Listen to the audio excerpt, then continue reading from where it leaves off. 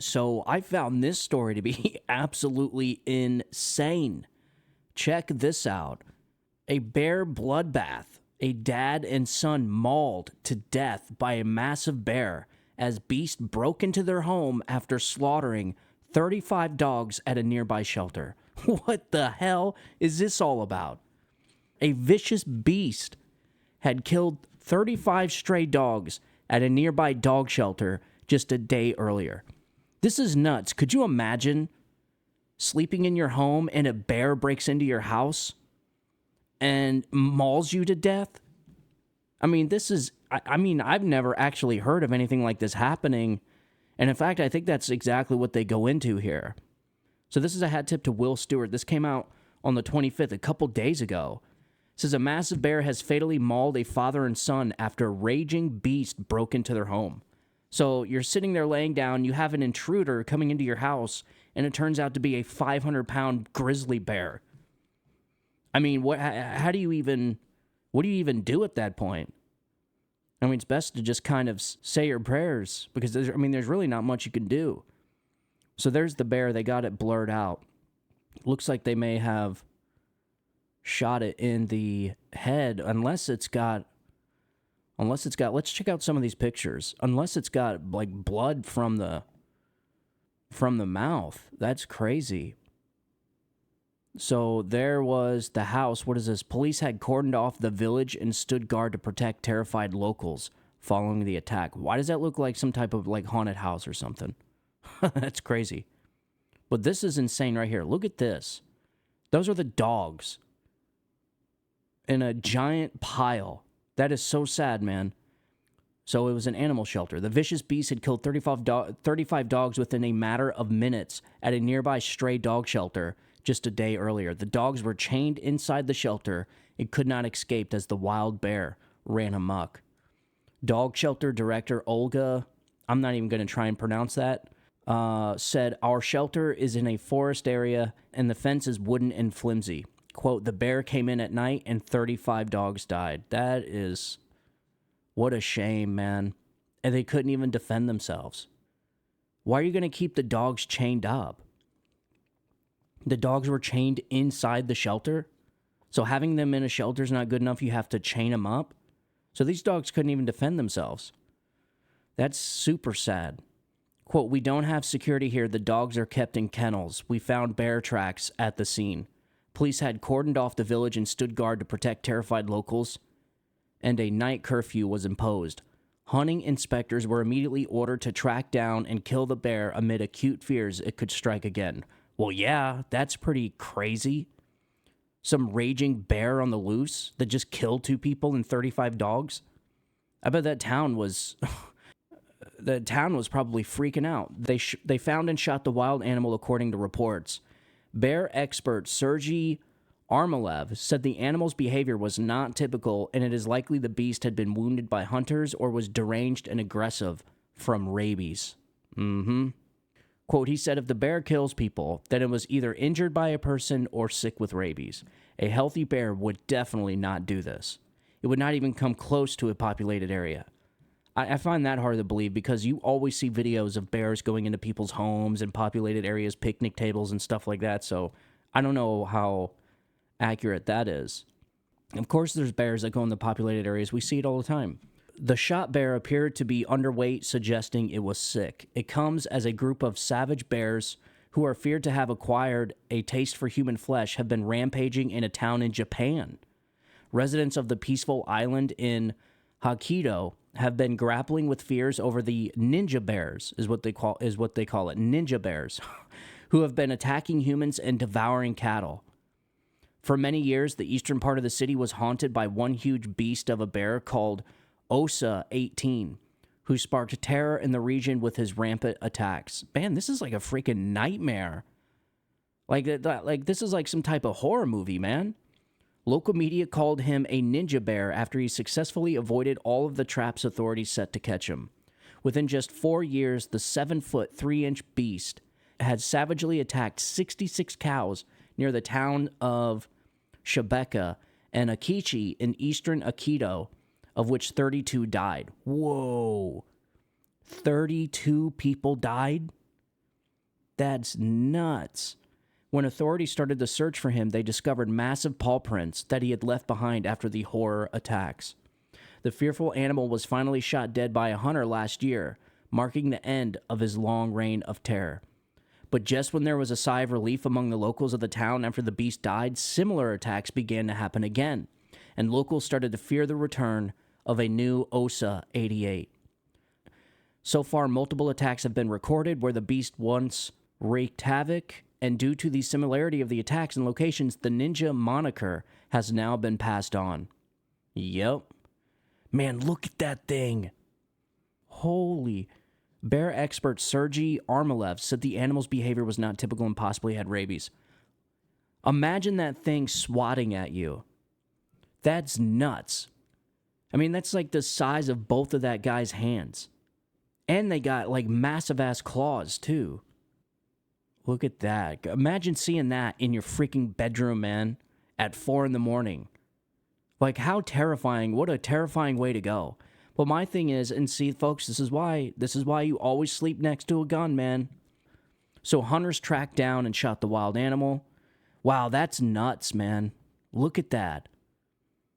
I mean, that paw probably weighs 50 pounds with razor-sharp claws swatting at you. You know what it reminded me of? Like, the very first thing when I started reading this article was that movie with Leonardo DiCaprio. Is it Deliverance? I can't remember, but they say that scene where he's getting mauled by that bear is extremely accurate. Other than him actually surviving, because most people wouldn't survive what Leonardo DiCaprio survived in that movie. But they say that's exactly what happens. They just sit and they pounce on it, and one swat from one of these bears, these giant bears, it's over. I mean, it just snaps your spine, or one of their claws goes inside and just rips you to pieces, man. I mean, if you think about it, a 7-foot tall bear, and that's walking around. Imagine that thing standing up on its hind legs. Unless that is standing up on its hind legs. Yeah, because it's not 7 foot on all fours. So it must have been 7 foot standing on its hind legs. But some of these bears, like the grizzly bear or the black bear, I mean, these things get like 15 foot tall on their back legs.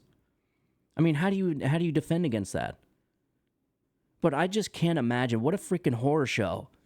Having a bear kill all these dogs, and then the next night come into your house and kill you and your son. That is so sad. When I first started reading this story, I said, there's no way this article is going to sit there and talk about the dogs the whole time and not even mention the two people. Like, because you know how people love their dogs, man. So I thought for sure, I'm like, great, this article is going to go in, and people are going to get pissed off about the dogs more than the actual people dying. But if you see, it doesn't really mention a whole lot about the father and son that died, which is pretty sad. I mean, I haven't seen any more information of this come out since I've been looking, because I wanted to get an update of maybe who the father and son were. I don't even think it says. Yeah, this was in Russia. So the man-eating bear broke into the house in Luchgorsk, Pomorsky region in eastern Russia, killing and eating the pair aged 87 and 56. Wow, the 87-year-old, I mean, that's pretty old. 56, I mean, I could see if it went for the 56-year-old first, and then the 87-year-old, I mean, that's pretty old, so there's not much an 87-year-old's going to be able to do, but that's why you have guns, man. And in fact, that's exactly what I looked up. I'm like, okay, what kind of gun would it take to kill a rabid bear intruding into your house? And so I asked ChatGPT.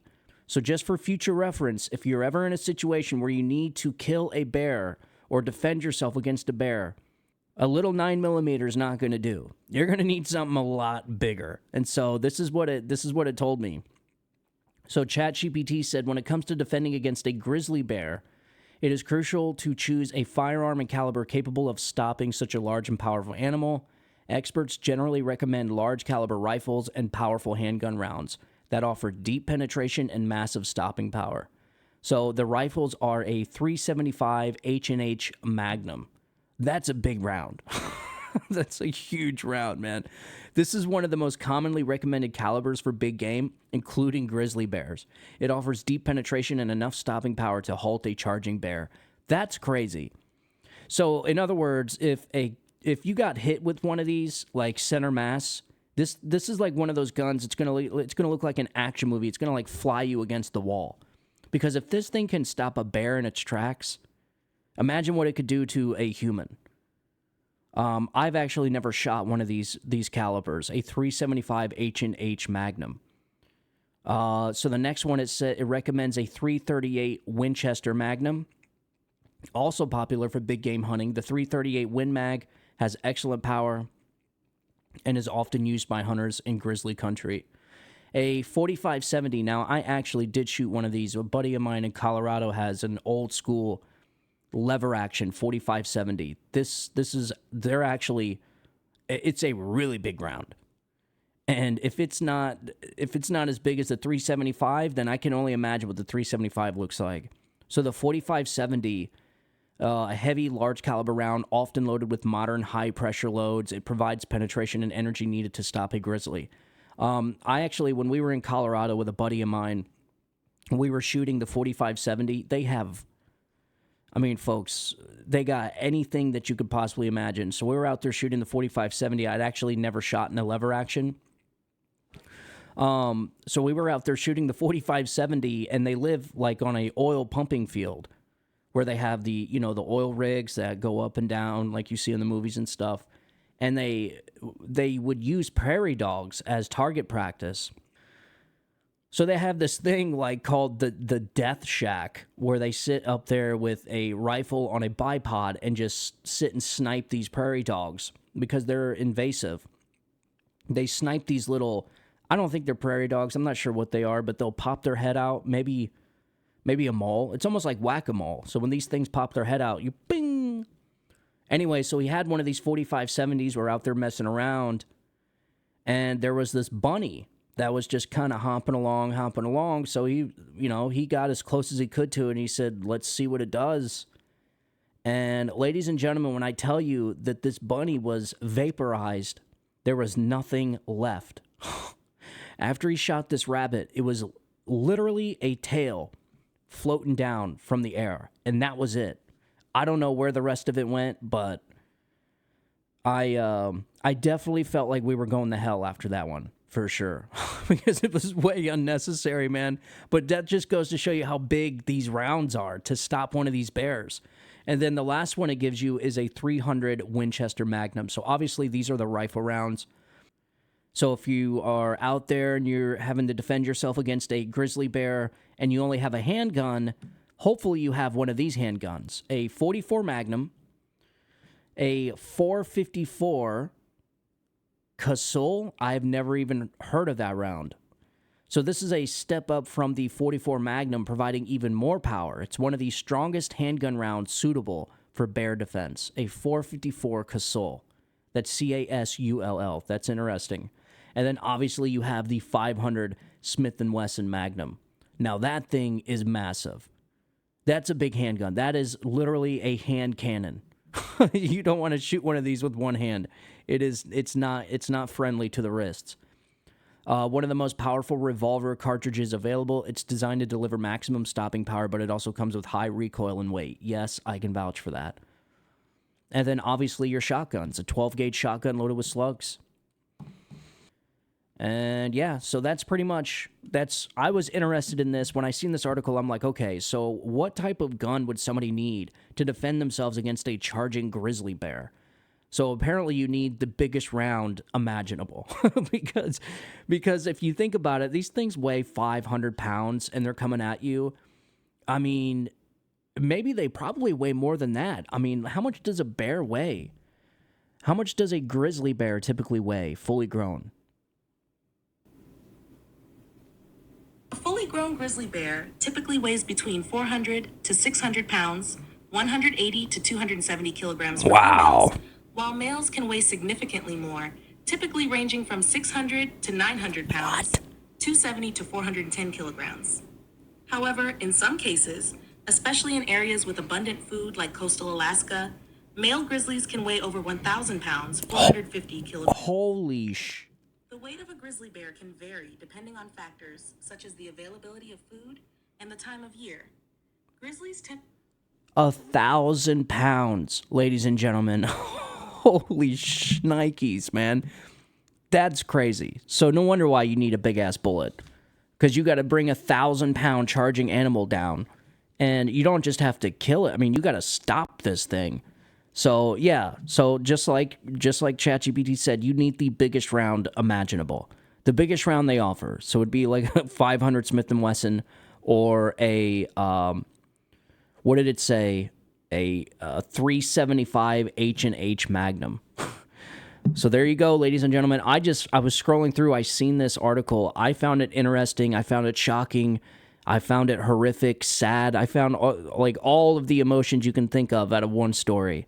What killed me was, the 2 people dying. That's crazy and it's sad. But 35 stray dogs chained up, completely defenseless against this bear. That's even more sad. I mean, I know you're saying, like Steven, like there's 2 human beings that lost their lives. I get it, yeah. But 35 dogs, these they didn't even have a chance. They couldn't run, they couldn't attack, they couldn't fight. I mean, that's sad too. That's just as sad. 35 of them? I mean, imagine what these dogs were going through watching all their buddies getting slaughtered by this giant beast. And there's nothing you can do. That's horrific. So anyways, yeah, I thought that would be an interesting story to read to you. I didn't even know such things happened. But apparently they do, not just in Russia, but in Japan. 35 people died. Wasn't it 35 people?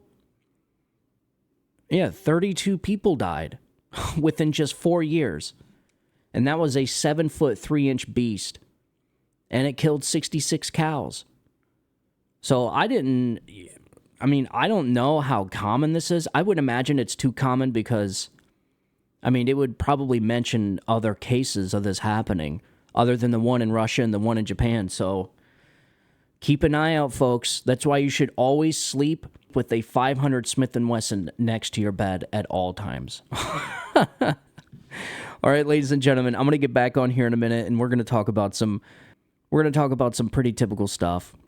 So make sure you stay tuned to that, and if you would like, and I would appreciate it, give a thumbs up to this video, smash the like button, share this video, especially if you know anybody that's living in Alaska where there may be 1,000-pound bears.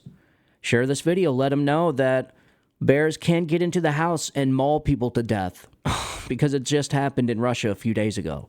So share the video with your friends and family, and smash the like button. And if you really, really want to be generous, subscribe to the podcast. The audio version of the show, I upload all the videos as audio onto the Apple Podcasts or Spotify. And if you want to be super, super generous, then leave a 5-star review and a comment. That would be much appreciated. So, all right, ladies and gentlemen, as always, thank you for tuning in. God bless you, God bless America, and long live the Republic. You guys have a good one.